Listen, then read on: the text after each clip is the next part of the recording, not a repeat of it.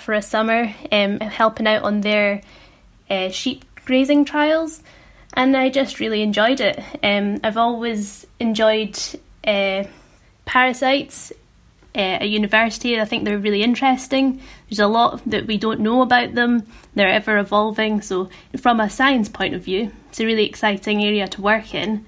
And I just really enjoyed Moredun in particular, the people and the really applied nature of the research. That's what's kept me at Moredun, being able to, complete the circle, talk to the people that are going to ultimately be using the research that I'm producing. And David, what made you want to get involved in parasite work and looking at all of these various things? What got me into parasites to begin with was an undergrad lecturer, actually, when I was doing my bachelor's degree.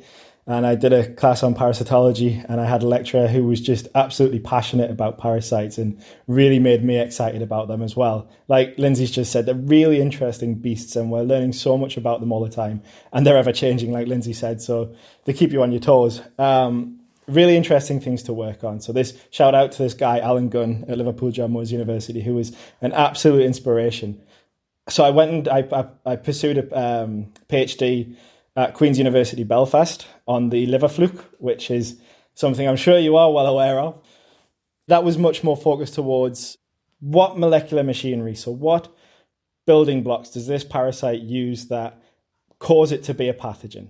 Then I did some vaccine trials during my PhD with Moredun Research Institute. I didn't get to come to the institute directly during that time, but from the colleagues that did, they'd only had good things to say about the standard of the research that the institute was doing. And I knew that it was an institute that was dedicated to infectious disease research and preventing the infectious disease. So that was something that really attracted me. Coming towards the end of my PhD, there was a technology really starting to come to the forefront in a lot of areas of science. And this is the ability to genetically modify organisms very specifically. And I knew this would be a really powerful tool for me in addressing what makes parasites a parasite, what makes them do certain things and behave in certain ways. So I went to a lab in the US at the University of Michigan to learn skills on using that technology in Toxoplasma, so another parasite. And it was another parasite that was important to livestock.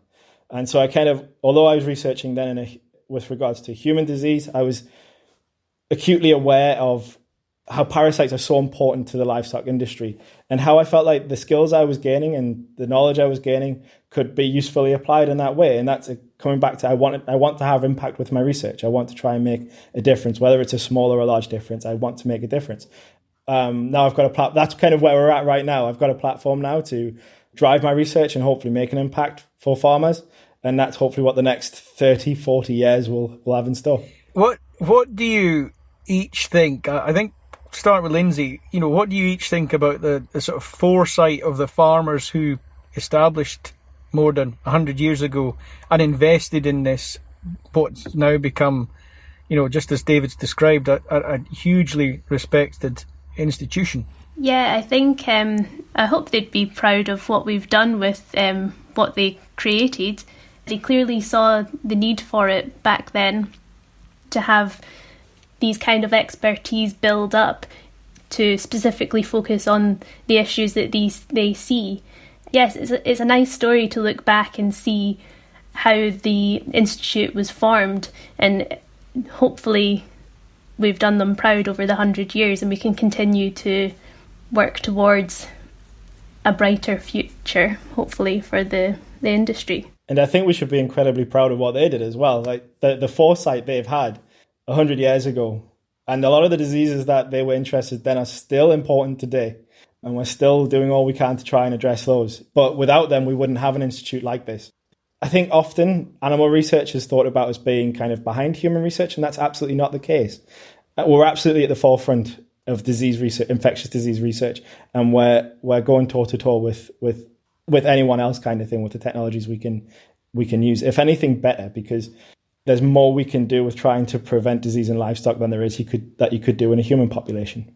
Great. Well done, guys. So thank you very much, David and Lindsay. That's brilliant. That's it for this episode from me and the sheep in the shed here. Thank you for being with us as always. Thanks to everyone at Moredun for sharing their stories with us. This is the first of 4 episodes we're doing together, so there'll be lots more to come, including looking at their work tackling COVID-19 and the impact Moredun are having around the world, in Australia and Africa, as well as here in Britain. Remember, please share our social posts and tell your friends to listen. It all helps to spread the word.